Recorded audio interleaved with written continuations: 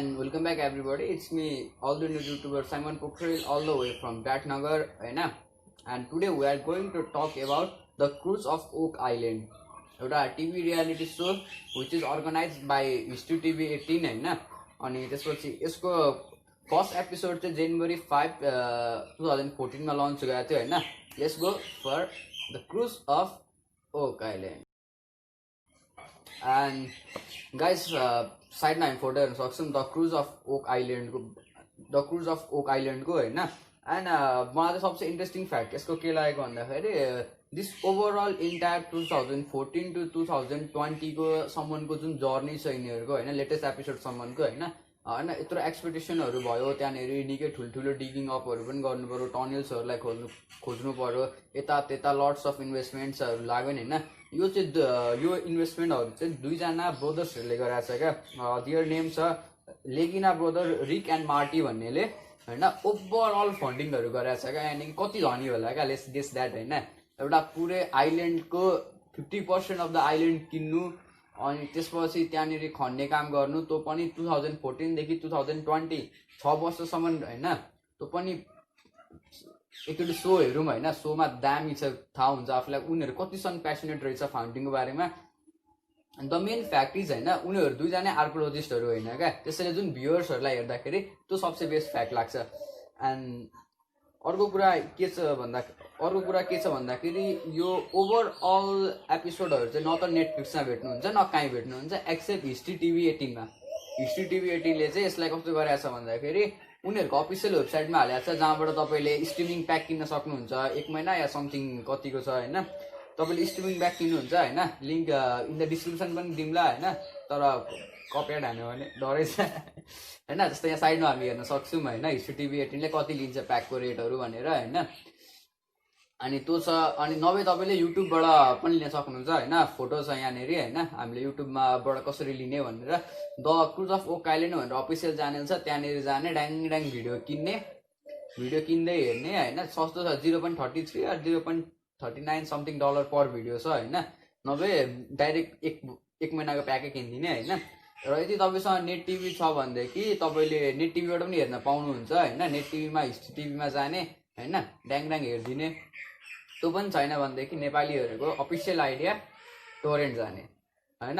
I don't recommend you to use torrent हैन, किनकि टोरेन्टमा निकै प्राइभेसीको अलिकति धजिया उडिरा हुन्छ. त्यसैले gomovies.com मा पनि छ हैन, नभए 123movies.com मा पनि छ हैन. यो दुईटाबाट तपाईहरुले फ्रीमा पनि हेर्न सक्नुहुन्छ यो ओभरअल थिङ लाई हैन. अनि त्यसपछि द क्रुज अफ ओक आइल्यान्डको बारेमा अरु फ्याक्टरहरु पनि जान्नुहुन्छ. The curse of Oak Island चाहिँ कस्तो छ भन्दाखेरि त्यहाँनेरि तीनटा कुरालाई मेनली फोकस गरेर छ क्या. मनी पिट, अनि त्यसपछि ड्रेनेज सिस्टम हैन एउटा, अनि त्यसपछि एउटा लन्च प्याड छ क्या, जहाँ चाहिँ सिपको एउटा लन्च प्याड छ भनेर भनेको छ हैन. त्यहाँ भेटेको छ उनीहरुले एक्सपेक्टेसन गर्दै हैन.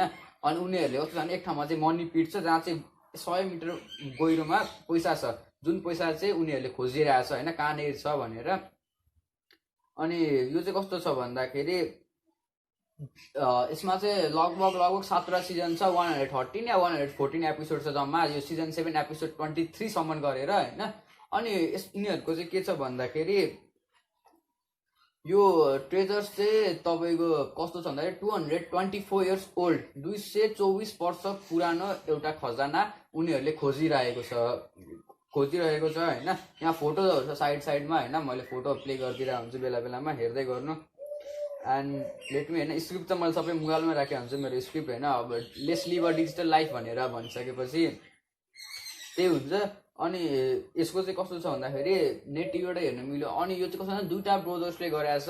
एन्ड उनीहरुलाई एउटा इन्टरभ्यु लिएको थियो क्या. इन्टरभ्युमा उसलाई सोधेको थियो यत्रो सबै खजनाहरुको लागि 2 मिलियन 3 मिलियन त पानीमा बगिरहेको छ, यो पैसाहरु तपाईहरुले कहाँबाट लिएर आउनुहुन्छ भनेर एउटा टिभी रिपोर्टरले उनीहरुलाई, लोकल टिभी रिपोर्टरले इन्टरभ्यु लिँदाखेरि उनीहरुले सुरुमा डिस्क्लोज गर्न खोजेको थिएन क्या, यो यसरी हुन्छ भनेर. त्यसपछि फेरि उनीहरुले पछि भने हैन, दे आर फन्डिङ देमसेल्फ हैन. जुन टिभी सिरिजबाट कमाएको पैसाहरु हैन, सो टिभीमा सो चलिरहेछ नि, त्यो सोबाट चलाएको पैसाहरुले हैन, अनि अथवा सोबाट जति पैसा आयो सोबाट आएको पैसाहरु, अनि उनीहरुको पर्सनल बिजनेसहरुबाट. जस्तो दे आर द बिजनेसम्यान. दुईजना ब्रदर्सहरु छन्, लेजिना ब्रदर्स भन्ने हैन. अनि उनीहरूसँग साथी पनि छ, उनीहरूसँग पनि साथीहरू पनि छ होइन, प्रोड्युसर छ उनीहरूको क्याबिन बन्स भन्ने प्रोड्युसर पनि छ, हिस्ट्री टिभीले सो गरिदिइरहेछ होइन, नेटवर्क हिस्ट्री टिभीमा छ। एन्ड उनीहरू चाहिँ फन्डिङ चाहिँ त्यही हिस्ट्री टिभीबाट आएको पैसाहरू सो राम्ररी चलिरहेछ। एन्ड यो सो खासै अनकोस त थिएन, बाहिरको मान्छेहरूले हेरिरहेको थियो, बट नेपाल एन्ड नाइबरिङ कन्ट्री इन्डियामा चाहिँ यो सोले हिट गरेको भनेको सिजन 7 देखि मात्र हो, यानि कि लेटेस्ट 2020 देखि सबैजना कोरोना छ, घरमा छ, के गर्ने, नयाँ नयाँ एक्सपिडिसनहरू गर्ने, न्यू रिसर्चहरू गर्ने, यसैले गर्दाखेरि सिजन 7 चाहिँ यसको राम्ररी चलिरहेछ। एन्ड अर्को मेन कुरा भन्दाखेरि के छ भन्दाखेरि यसलाई चाहिँ 7.1 आउट अफ 10 चाहिँ आइएमडिबीको रेटिङ मिलेको छ। एन्ड त्यसपछि यसलाई 91% अफ द गुगल युजर्सले चाहिँ यसलाई लाइक हानेका छन्, मेरो भिडियोमा पनि लाइक हानेका छन् अभियसली है। एन्ड यसको चाहिँ एपिसोडहरू 113 एपिसोड होइन, आई हेभ कम्प्लिटेड अल होइन, लास्ट 3 विक्स भयो होला मैले यही हेर्न थालेको होइन। एन्ड टुडे मर्निङ यस्तै एराउन्ड 7-8 बजीतिर मैले यसको सिजन 7 पनि कम्प्लिट गरेँ होइन। I was working like to curiosity हुन्छ नि होइन, अब दुईजना जो मान्छे आर्कोलोजिस्ट पनि होइन, उनीहरूले एक्सपेक्टेसन गरिरहेछ होइन, त्यो पनि कस्तो खालको होइन, के भेट्छ होला, अब चाहिँ के हुन्छ होला टाइपको, जुन एउटा ब्रेन वास टाइपको थियो नि होइन, त्यस्तै खालको हुन्छ हेर्दाखेरि चाहिँ होइन, राम्रो छ। यिनीहरूले बेला बेला लोकल म्युजियमहरूतिर जान्छ, यताउति जान्छ होइन, यिनीहरूको प्यासन छ क्या यिनीहरूलाई चाहिँ, भेट्छु कि टाइपको होइन, उनीहरू पुरा हार्डवर्क गरिरहेछ होइन। 2014 देखि 2020 भइसक्यो अहिले होइन, लगभग यिनीहरूको 6 इयर्सको जर्नी भइसक्यो त्यहाँनिर होइन। एन्ड उनीहरूले चाहिँ कस्तो छ भन्दाखेरि कुनै उयोहरू सिपको उयो ऱ्याकेजहरू मात्र भेटेको छ होइन, कुनै ठाउँमाहरू 50 फिट तलतिर टनलहरू भेटेको छ होइन, यस्तै उनीहरूले मेन खजना तलसम्म भेट्न सकेको छैन, and they are still going. And thank you guys होइन, आजको लागि यति नै थियो।